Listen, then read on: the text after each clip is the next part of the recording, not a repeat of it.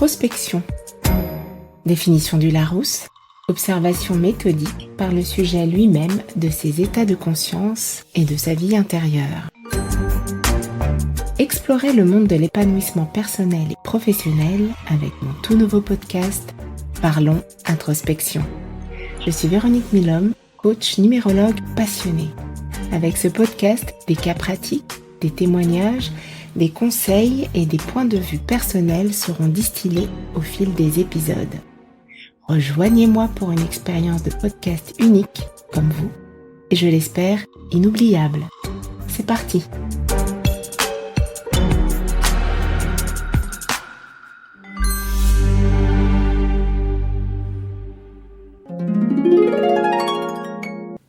Bonjour à toutes et à tous. Après la série sur les 4 accords Toltec, je vous propose d'explorer le contenu d'un nouvel ouvrage. J'ai choisi pour vous les 5 blessures qui empêchent d'être soi-même de Lise Bourbeau. Lise Bourbeau est une autrice québécoise qui a de nombreux livres à son actif. Ce sont pour la plupart des best-sellers dans le monde entier. Elle est âgée aujourd'hui de 83 ans. Dans son livre intitulé « Les 5 blessures qui empêchent d'être soi-même », elle explore en profondeur les blessures émotionnelles qui se forment au cours de notre vie et qui impactent notre développement personnel. Les 5 blessures principales qu'elle identifie sont le rejet, l'abandon, l'humiliation, la trahison et l'injustice. Nous allons voir chacune de ces blessures en profondeur, puisque chacune d'elles fera l'objet d'un épisode à part entière. Grâce à Lise Bourbeau, nous verrons comment ces blessures peuvent influencer nos comportements, nos relations, notre bien-être mental et émotionnel. En analysant ces blessures, nous explorerons ensemble des pistes de réflexion et des outils pour les identifier et les comprendre. Prendre conscience de nos propres blessures, les accepter, nous amène à entamer un processus de reconnexion avec nous-mêmes. Ce livre nous offre ainsi une exploration fascinante des blessures émotionnelles universelles que nous portons en nous, tout en offrant des perspectives et des conseils pratiques pour surmonter ces obstacles et retrouver une vie plus épanouissante et authentique. Nous entamons un voyage introspectif un peu plus profond et j'espère que cette exploration vous donnera les clés de compréhension de vous-même qui vous manquaient jusqu'ici. Allons-y ensemble. Bienvenue dans votre nouvel épisode de Parlons Introspection où nous explorons les profondeurs de l'âme humaine. Aujourd'hui, nous nous concentrons sur la blessure d'humiliation. Je suis coach et le questionnement est central dans ma pratique. C'est la raison pour laquelle je vous poserai des questions qui vous permettront de vous interroger vous-même sur différentes situations que vous avez pu rencontrer dans le passé.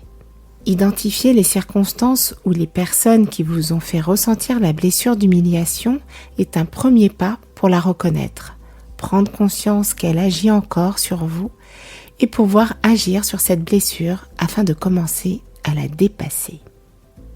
Voici donc notre programme pour cet épisode. Nous allons découvrir comment identifier cette blessure, comprendre sa nature et explorer différents moyens de la surmonter. Commençons par reconnaître la blessure d'humiliation. L'humiliation peut se manifester de différentes manières, mais elle se caractérise souvent par des sentiments de honte et de dévalorisation. Les personnes qui portent cette blessure peuvent avoir tendance à se sentir inférieures aux autres, à se déprécier ou à se juger sévèrement. Elles peuvent également être très sensibles aux critiques, même les plus légères, et avoir du mal à accepter les compliments. Comment comprendre la nature de la blessure d'humiliation ? La blessure d'humiliation trouve souvent ses racines dans des expériences passées où une personne a été traitée de manière dégradante, ridiculisée ou maltraitée verbalement ou physiquement. Ces expériences laissent des cicatrices émotionnelles profondes qui affectent la perception de soi et des autres. Comment identifier les pensées et les comportements qui alimentent cette blessure? Identifier les pensées et les comportements qui alimentent la blessure d'humiliation peut être un processus introspectif complexe, mais voici quelques étapes qui peuvent vous aider. L'observation de soi. Prenez le temps d'observer vos pensées, émotions et réactions dans différentes situations. Notez les moments où vous vous sentez dévalorisé, honteuse ou humiliée. Identifiez les pensées automatiques qui surgissent dans ces moments-là. Analyser les déclencheurs peut être utile. Réfléchissez aux situations ou aux personnes qui déclenchent ces sentiments d'humiliation. Est-ce dans des interactions sociales, au travail, dans des relations personnelles? Quels sont les types de commentaires ou de comportements qui déclenchent ces réactions en vous? L'examen des schémas récurrents peut être aussi une possibilité d'identification. Repérez les schémas récurrents dans vos pensées et vos comportements. Par exemple, est-ce que vous avez tendance à vous critiquer vous-même de manière excessive? Est-ce que vous évitez les situations où vous pourriez être jugé ou critiqué? Ces schémas peuvent révéler des croyances profondément enracinées liées à la blessure d'humiliation. L'exploration des origines. Essayez d'identifier les expériences passées qui pourraient avoir contribué à la formation de cette blessure. Pensez à des moments où vous avez été humilié, rabaissé ou maltraité. Ces expériences peuvent remonter à l'enfance ou à l'adolescence et avoir laissé des traces dans votre estime de soi et votre perception de vous-même. Pratiquez l'indulgence et la compassion envers soi-même. Apprenez à vous parler à vous-même avec gentillesse et compassion. Lorsque vous identifiez des pensées ou des comportements liés à l'humiliation, essayez de vous traiter comme vous le feriez avec un ami cher. Remplacez les pensées critiques par des affirmations positives et encourageantes. Rappelez-vous que vous êtes votre meilleur ami. En prenant conscience de ces pensées et comportements, vous pouvez commencer à les remettre en question et à les remplacer par des attitudes plus bienveillantes envers vous-même. Ce processus peut être progressif, mais avec la pratique et la persévérance, vous pouvez progressivement guérir et transformer votre relation avec cette blessure d'humiliation. Alors, maintenant, vous savez comment reconnaître la blessure d'humiliation. Quelles sont les attitudes concrètes que vous pouvez avoir envers vous-même pour dépasser cette blessure? Pour dépasser la blessure d'humiliation et cultiver une relation plus saine avec soi-même, voici quelques attitudes concrètes que vous pouvez adopter. Pratiquez l'autocompassion, c'est-à-dire vous traiter avec gentillesse, bienveillance et compréhension, surtout lorsque vous traversez des moments difficiles ou que vous commettez des erreurs. Apprenez à vous parler à vous-même comme vous le feriez avec un ami soutenant.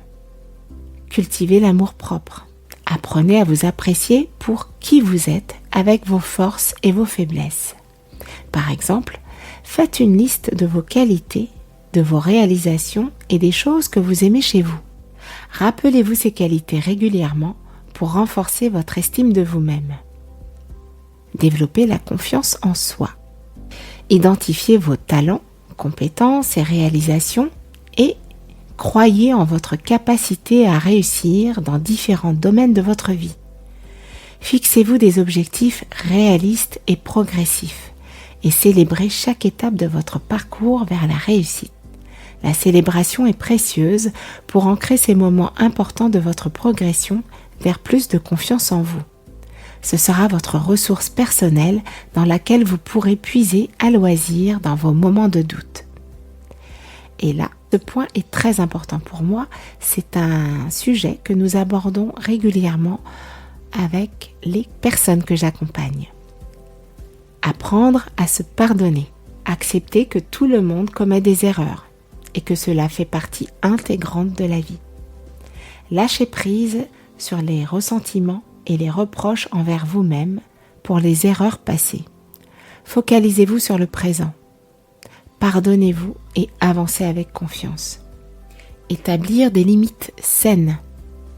Respectez vos propres besoins et vos limites personnelles. Cela veut dire apprendre à dire non lorsque vous vous sentez dépassé ou que quelque chose ne vous convient pas.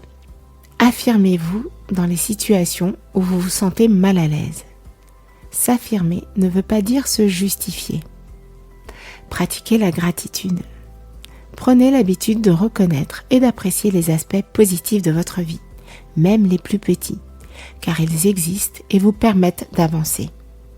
Focalisez-vous sur ce qui va bien et ce sur quoi vous êtes reconnaissant en écrivant tout cela sur un carnet personnel. Cela vous aidera à rendre ces aspects positifs encore plus tangibles pour votre cerveau. La gratitude peut aider à cultiver un sentiment de satisfaction et de bien-être. Un autre point peut être de se concentrer sur le présent. Évitez de ressasser le passé ou de vous inquiéter excessivement pour l'avenir. Comme nous l'avons vu plus haut, concentrez-vous sur le moment présent et ce sur quoi vous pouvez exercer votre contrôle ici et maintenant. À ce propos, je vous mets les références de l'épisode « Lâchez-vous la grappe » avec le modèle de Brooke Castillo.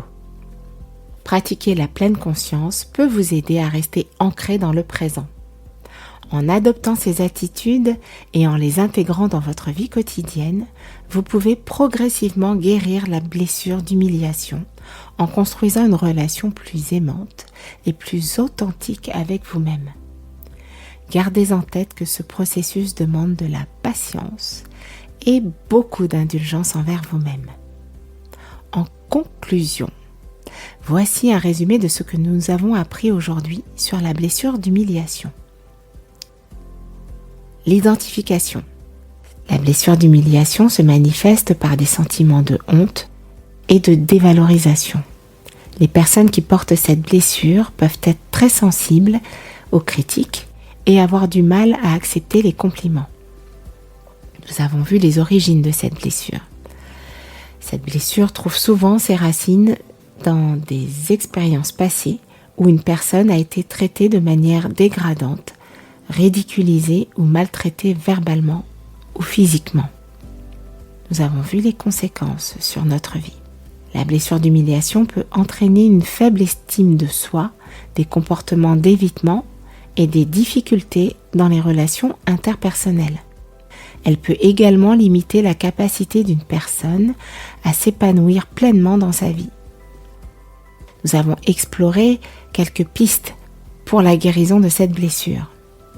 Pour surmonter la blessure d'humiliation, il est important de prendre conscience des pensées et des comportements qui alimentent cette blessure, de cultiver la compassion envers soi-même, l'amour-propre, la confiance en soi, le pardon et de mettre en place des limites saines et pratiquer la gratitude, à savoir la reconnaissance pour ce que nous avons déjà.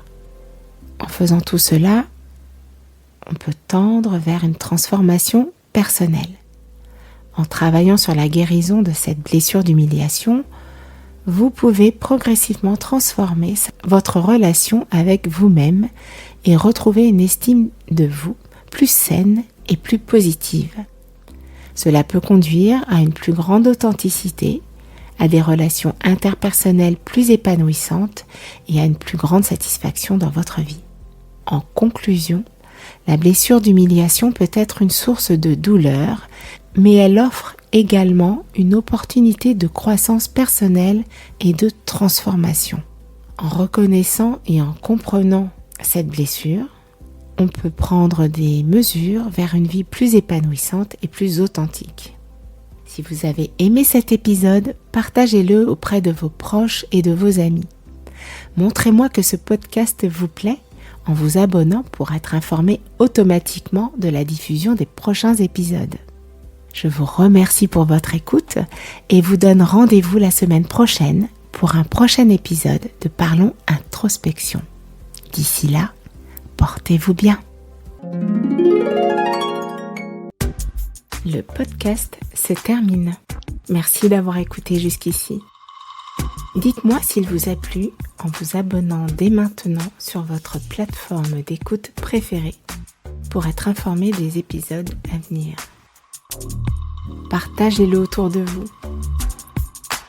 Plusieurs solutions s'offrent à vous pour m'envoyer vos commentaires et questions sur Spotify, Apple Podcast, via l'adresse email véronique@parlonsintrospection.fr ou mon site web catalysonsvosatouts.com ou sur mon compte LinkedIn Véronique Milon. Enrichissons ensemble ce podcast Parlons Introspection avec vos idées et mes apports. Je vous remercie pour votre fidélité et je vous dis à très vite pour de nouveaux contenus. Vous pouvez maintenant reprendre en douceur vos activités.